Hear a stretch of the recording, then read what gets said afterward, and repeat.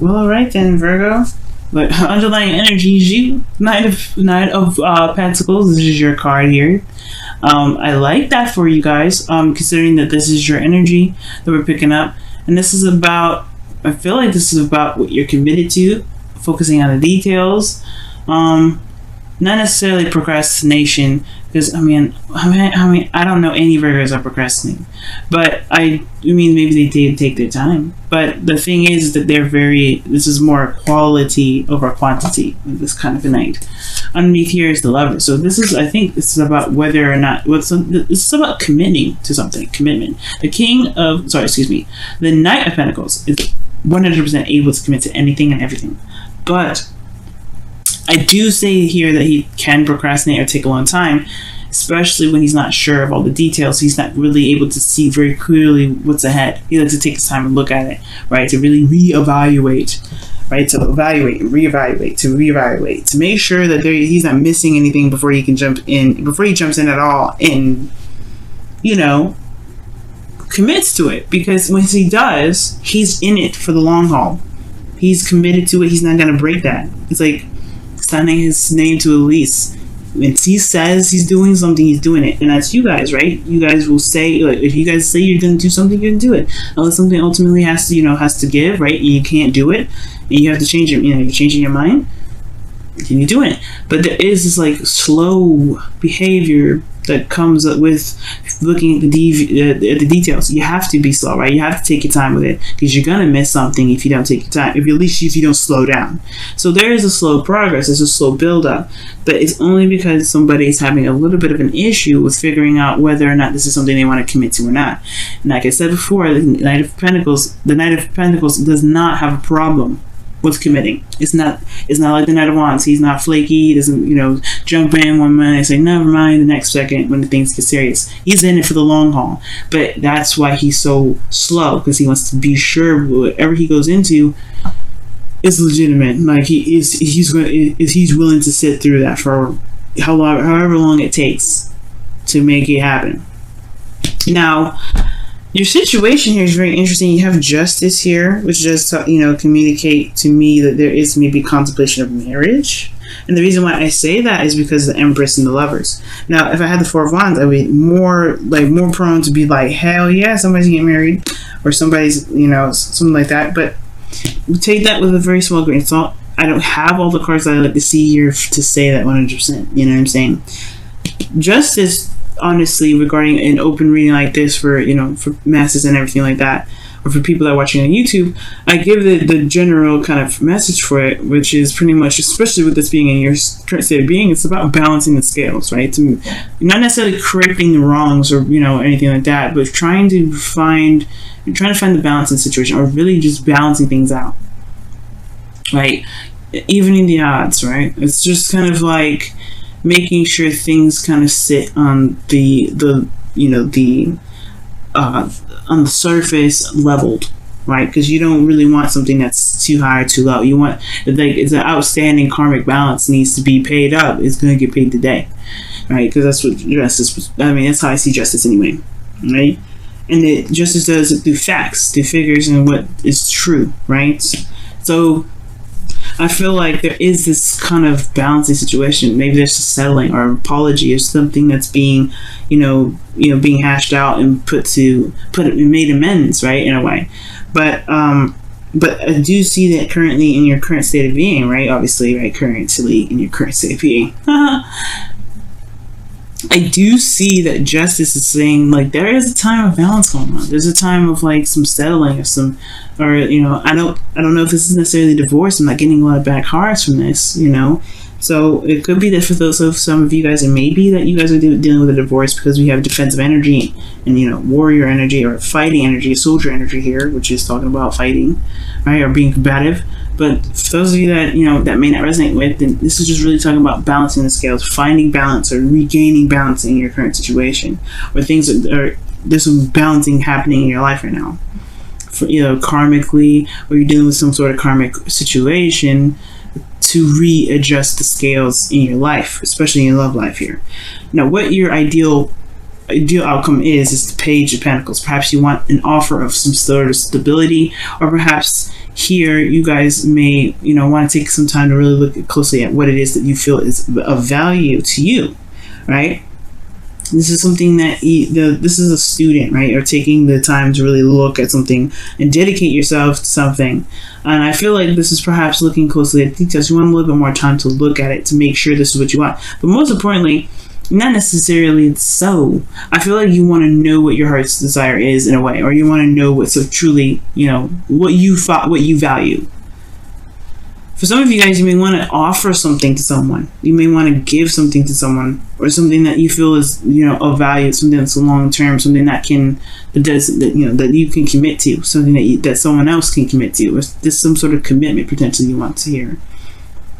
But the thing that's keeping you from being able to get to this desired outcome regarding your relationship, something that's, that you can commit to, something that's an offer, something that can, that is a little small beginning towards building something long term, well, Two of Pentacles. And I kind of see this as a distraction card in a way, and it's only because this person's, juggling Two Pentacles. In a way, he's weighing out the options, right? Feeling out the weight of each pentacle, figuring out which one is the most valuable to him. But at the same time, these are pentacles, right? They don't actually have weights on them. I mean, they don't have, the amounts on them or anything like that. He's weighing them out, but how does he feel about these, right? Which one is in a way, he's going to try and carry these to the very end. So how many, which ones does he want, right? Which option does he want? Which ones does he feel valuable? But how does he know which one is valuable if you just look at his emotions, right? Because the water behind the Two of Pentacles is behind obviously, well, the water behind the person, it represents to me emotions, feelings. Cups, right, is all feelings, and what's in the cup is water or liquid. So behind this individual is feelings, right? It's how they feel. And the Two of Pentacles is what's of value. It's tangible, it's real, it's physical, right? In a way, it can be sometimes. It's just something that is practical. And I feel like there's a practical approach to a certain situation, a practical approach to love. Practical approach to how one feels, and it's good to a certain extent to look at the practicality of things, but when it comes to love, it does kind of require one to look at one's feelings. So I feel like with this here, there is this bit of juggling or trying to maintain or manage some sort of situation, in a sense, while you're trying to figure out what is truly how you truly what value you have, or not necessarily what value you have, but what values resonate with how you feel about these two cups, or two pentacles rather, right? It's not looking at your emotions, it's too focused on the practical. How do you feel about these pentacles? You know what I mean? How do you feel about them? Which option is the most valuable to you? And the reason why the Two of Pentacles is even coming up is because of the Seven of Wands. It's because you stand by something. It's because you stand by something, and it's possibly there's somebody that's also either defensive about something. This is juggling two options here, right? Juggling while you figure out what you want to do with it, which one's the value. And I could feel it. I mean, for some of you guys, it could be that since you have two knights here, and the Empress, which is can be a person as well. It could be that there's two people juggling the situation, and there's balance, right? Maybe there's a decision that's having to be made about two people.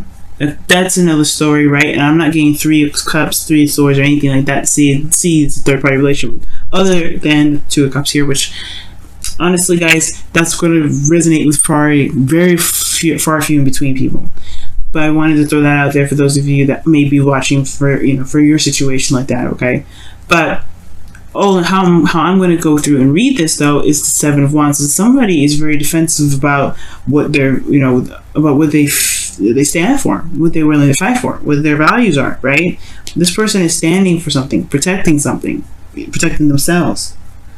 Maybe this person is maybe you guys are looking at the practical aspect of a situation, because you want to protect your emotions. You don't want to put yourself in harm's way. You want to see where the dedication is before you go ahead and leap into something that actually gets your heart involved, which is understandable, right? So with that being said, Your best path to follow is the Knight of Swords. Excuse me, and it's talking about going for it, just fighting for it. Fight for you what you believe in. The thing here is with Justice coming up here, and then the Two of Pentacles, as the blockage for your desired outcome. I feel like this is talking about not just looking at your emotions and also obviously understanding the value of your emotions, but it's also talking about creating boundaries for yourself, for your relationship, for the person that you're dealing with, right? Putting up some boundaries to protect you so that way you can proceed and to make decisions that you feel are worth your time, worth your effort, and everything like that, right? And I'm not saying that you guys don't have healthy boundaries. But what I am saying that maybe the boundaries do maybe need to be adjusted, changed, reevaluated, so that way you can make the steps that you want to make and still feel protected here, right? Focusing on the self is one of the things too. But the Nine of Swords talks about fighting for your truth, fighting for what you believe in. It can be a bit combative, but it's honestly talking about going for it, gunning it, and really just kind of knowing that you can handle the situation when situations arise. I'm going to go ahead and pull another card for the Knight of Swords as well to see why the Knight of Swords itself is coming up for your best path to follow. Okay, and you guys have the Knight of Swords, the Six of Swords, about transition, moving forward. It's a transition. It's a transition, right? Because you're leaving behind something that's familiar and traveling to a place that's not so familiar, but it leaves open space for prosperity, for things to start anew. So honestly, you're traveling to a new life in a way. When I see the Six of Swords, it's traveling to a new life. Whether this is external, whether this is really happening, or this is internal, right? Leaving some things behind, leaving some values or more. Some thoughts or some beliefs, right? Because that's what swords are: beliefs, thoughts, logic, communication, anything regarding truth behind to find a new truth, right? But you don't ever forget the lessons, the perspective that you have, which is why this person's carrying the swords with them. But you're not going to be associated with where they came from anymore, right? So with the Knight of Swords, it's like charging in with your truth, charging in with your perspective. Whatever you believe, you have that there with you. Have that knowledge of the self or awareness of yourself to be able to put boundaries, healthy boundaries for yourself, to be able to begin to start something new, to be able to start something small, but something that can really build to something awesome. Now, how you feel, guys? You feel excited. For some of you guys, this could be that could be connecting with an ex here, because the Ace of Wands it can be the rekindling of a flame. It can be. It doesn't have to be always. But the Ace of Wands is an exciting new beginning. It's exciting. It's about passion. This is a new beginning regarding how you feel, and it's one that's not only is influenced by how you feel, but requires action. Right? It's going to require action. I feel like you have this urge and this, that this is like truly, not just exciting, right? But that this is coming from your heart. When the Ace of Wands comes up, this is like passion, creativity, everything that comes from you, right? And I feel like with love, obviously, right? This is taking action on how you feel. So, yeah, this is exciting. But then there's that hesitation, right?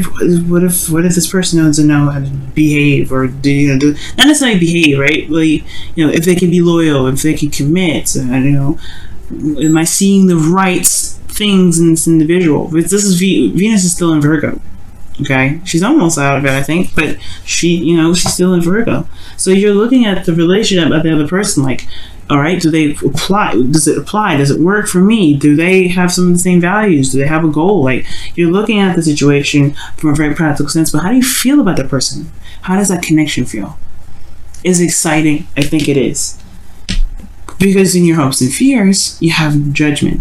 you know that the decision that you make regarding this relationship is possible. It's going to change your life. Lovers, these two people that meet each other, their lives have never been the same since. Because love is transformative, right? But it's also about being true to the new you that arises from judgment. Right? Because like you're not the same person that you were back then, right? You're not the same individual that has been through all those kissing the frogs, right? You're not the same person. You're totally new and revamped. And this relationship with this person looks like a soulmate connection. Just because you have justice and the love is there, automatically I feel like this connection is going to change your life. It's going to change you. But it's not going to be the other person that changes you. It's you that's going to be changing you. Why? Because you're going to be doing something different. You're going to be doing something that is, that shows you that you changed for you. You're doing all of this for yourself. When you get into a relationship, you're not doing it for the other person. You don't ever get into a relationship for the other person. You go into a relationship for yourself. So I feel like with judgment here, like that's one hell of a transition, or not even transition, it's a transformation, right? And call to action. Already talking about action. This is a different approach. This is a different way of how you handle love, especially when it comes to just emotions and looking so practically at a situation. And I feel like, I honestly feel like, although it's kind of scary to kind of go that route, and not really, it's all about based off emotion and not really about what's there. I feel like it's going to show you something about yourself that you probably never even really truly realized or embraced that much. It's going to show this creative and this passionate side of you that truly makes you feel like you're capable of manifesting anything. The Empress in the outcome, right? I feel like in the outcome, you can manifest abundance. You'll manifest something. You'll manifest whatever you want to manifest. You're the creator of your own destiny. Now, with Empress here, this does talk about domestic situation, right? It can be, but it also talks about, right? It also talks about comfort in a way, stability, because she's comfortable all the time. She's always stable. She's in a place of stability. Why? Because she created the abundance around her to make herself stable. Because she attended to what she felt. She knows how she feels. The water, this little, I don't know if y'all see it in the very background here, but there's water here. That's a stream. That's emotions there. She lets her emotions run. She lets her emotions run. She's very patient. And honestly, the Empress is such a beautiful card to get at the outcome, because I really feel like this is showing you guys, or telling you guys here, that there's something beautiful that can be created with this relationship, with you just being in it, with you being so attentive to details. This is also the card for Scorpio, or actually Taurus. This is the card for Scorpio. Pluto is very transformative. But it's very interesting how you have the opposites here. Jupiter in Scorpio, and then you have Uranus in Taurus, changing how you, changing your value system. That's what this is all about. So, with all this said, let's go and take a look at your romance angels. Flirt. Wow. And it says, extend your lighthearted energy to others. That's talking about like being the ace of wands in a way, right? Having fun, being expressive, taking action.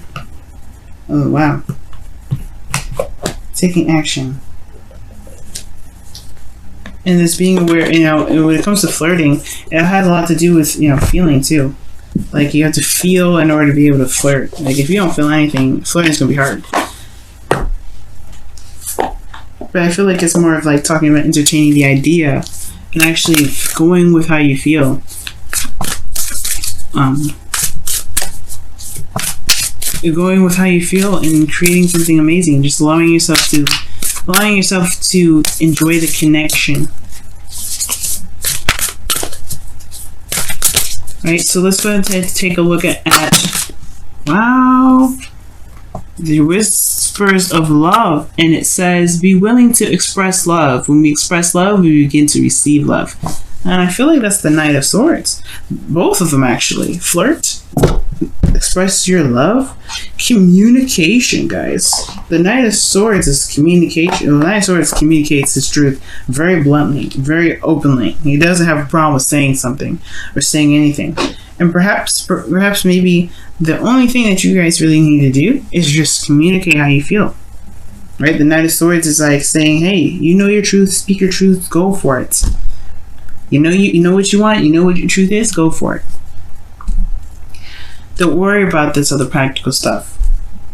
Just focus on what's going on now. How do you feel? The Knight of Swords, he's impulsive, just like the Knight of Wands. He kind of runs in fast to the Knight of Wands. He's the fast one. I feel like he's the fastest knight because he knows the truth and he goes with it. He runs with it. He just goes. Nothing's stopping him. Nothing's keeping him from doing anything. Nothing's keeping him from being able to just express what he wants.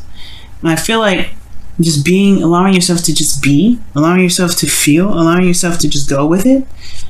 You can create so many beautiful things because of your attention to detail, because of what you feel is valuable, and you can connect those two and create those beautiful things. But it all stems from how you feel.